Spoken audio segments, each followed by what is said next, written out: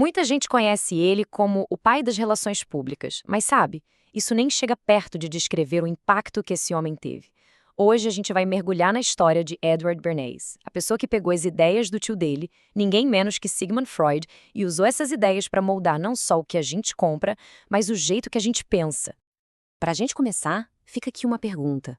Já parou para pensar por que compramos coisas que no fundo a gente nem precisa?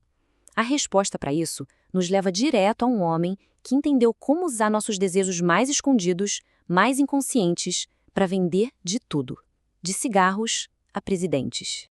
E a nossa história não começa nos Estados Unidos, não. A gente precisa voltar no tempo, lá para Viena, no comecinho do século XX. É lá que surge uma ideia revolucionária e, para a época, até bem perigosa, vinda da mente de Sigmund Freud.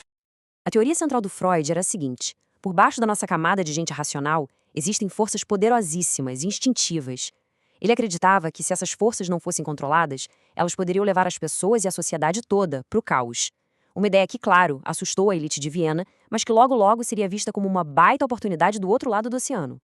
E é aqui que entra o nosso personagem principal, Edward Bernays, o sobrinho americano de Freud. O contraste entre os dois é gritante. Enquanto o tio, Freud, descobriu essas forças inconscientes e viu nelas um perigo que precisava ser contido, o sobrinho, Bernays, olhou para a mesma coisa e viu uma ferramenta poderosíssima para manipular as massas. A primeira grande chance que o Bernays teve para testar essas ideias em larga escala veio com a Primeira Guerra Mundial. A guerra foi, na verdade, um verdadeiro laboratório para ele entender a persuasão em massa.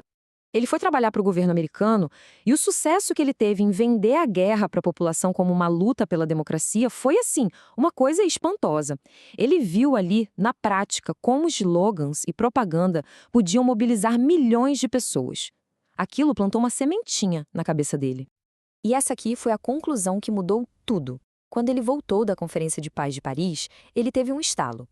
As mesmas técnicas que fizeram um país inteiro entrar numa guerra poderiam ser usadas para moldar a sociedade em tempos de paz. Só tinha um probleminha. A palavra propaganda estava com uma fama péssima por causa dos alemães. Então, o que ele fez? Simplesmente rebatizou o negócio. Deu um nome novo, mais chique, e foi assim que nasceu a indústria de relações públicas, com o Bernays se colocando como o primeiro conselheiro de relações públicas do mundo, prontinho para gerenciar os pensamentos e os sentimentos das novas multidões que viviam nas cidades. Para a gente entender de verdade o método do Bernays, não existe exemplo melhor do que a campanha mais famosa dele. Um único evento que não só vendeu um produto, mas que quebrou um tabu social gigantesco. O desafio chegou pelo George Hill, o presidente da American Tobacco. Naquela época, era socialmente inaceitável, um escândalo mesmo, uma mulher fumar em público.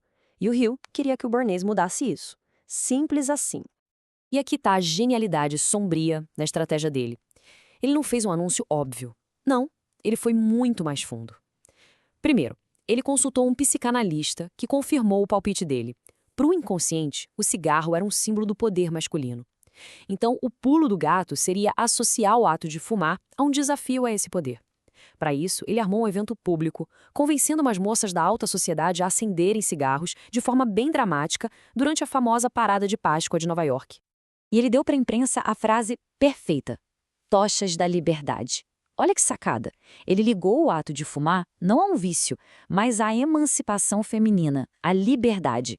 No dia seguinte, a história estava em todos os jornais do país. E o tabu? Bom, o tabu começou a desmoronar. As vendas de cigarro para mulheres, claro, dispararam.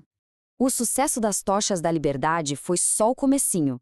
Bernays e as grandes corporações perceberam que podiam remodelar a cultura americana inteira em torno de uma nova ideia. O objetivo era explícito, dito com todas as letras por esse banqueiro de Wall Street. A produção em massa do pós-guerra criou um medo de superprodução. E se as pessoas simplesmente parassem de comprar quando tivessem o que precisavam? A solução era essa: fazer elas quererem coisas que elas não precisavam. E o Bernays foi a peça-chave nessa virada. Ele ensinou as corporações a vender não mais as características de um produto, mas o que ele representava. Um carro não era mais só transporte, era um símbolo de masculinidade. Um vestido não era só uma roupa, era uma expressão da sua identidade. Muitas das técnicas que hoje são super comuns no marketing foram criadas pelo Bernays. Associar produtos a celebridades, colocar produtos discretamente em filmes, pagar por estudos científicos que validassem um produto. Ele basicamente escreveu o manual de como se vende desejo. Agora, a parte talvez mais assustadora é que Bernays não limitou suas ideias ao comércio. Ele aplicou tudo isso à própria ideia de democracia, propondo um novo jeito de governar as massas. Ele chamou isso de engenharia do consentimento, influenciado por pensadores como Walter Lippmann, que viu o público como um rebanho desnorteado. Bernays acreditava que a democracia era perigosa demais se deixada nas mãos das pessoas. Para ele, o ideal era que uma elite inteligente guiasse as massas, não pela razão, mas manipulando seus desejos irracionais. E isso criou um debate fundamental. Democracia é sobre cidadãos ativos e racionais que participam das decisões? Ou é sobre consumidores passivos, mantidos dóceis e felizes pela satisfação constante de seus desejos, enquanto uma elite toma as decisões de verdade? E essa ideia de gerenciar o público através do consumo chegou ao topo. O próprio presidente Hoover elogiou os publicitários por criarem essas máquinas de felicidade, vendo o consumidor e não o cidadão como o verdadeiro motor da sociedade. E tudo isso nos deixa com a pergunta final. O legado de Edward Bernays está por toda parte. Ele não vendeu apenas produtos, ele vendeu uma versão de nós mesmos e uma nova visão de como a sociedade deveria funcionar. A questão que fica é: até que ponto essa visão ainda molda o nosso mundo hoje em dia?